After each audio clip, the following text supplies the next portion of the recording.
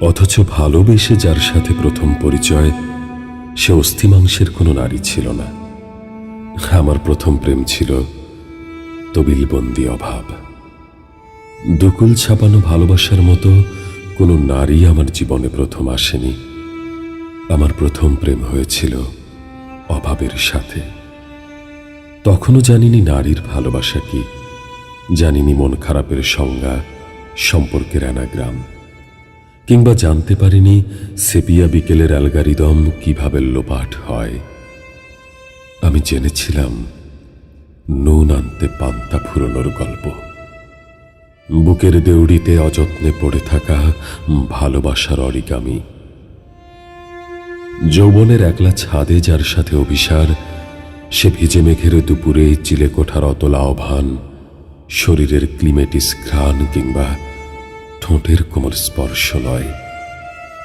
প্রথম পরিচয় হয়েছিল বাসের হাতলে ঝুলে থাকা শ্রেণী সংগ্রাম, জুতোর চামড়ায় শতছিন্ন থিওরেম, আর ফ্রেমে সাঁটানো প্রলেতারিয়ে আত্মার সাথে।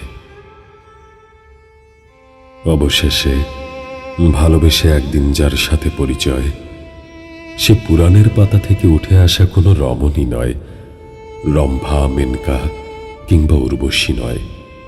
তার ছিল আকাশ আঁধার করা চুলের ঘনঘোর অমানিসা। তার চিবুকে ছিল স্নিগ্ধ পুকুরের টোল আর বেতের বিষণ্ণ ফলের মতো এক জোড়া প্রতারক চোখ। মহাকালের উর্মিমালায় বিপন্ন নারীর কাছে জেনেছিলাম প্রতারণা ভালোবাসার আর এক নাম, জরায়ুর সহদরা।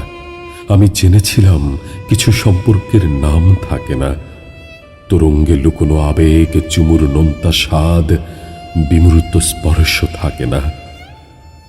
কিছু কিছু সম্পর্ক যেন ঝরা পাতার করুণ আর্তনাদ, বালিশের ভেজা কোণ হয়ে কেবলই ছুঁয়ে থাকে।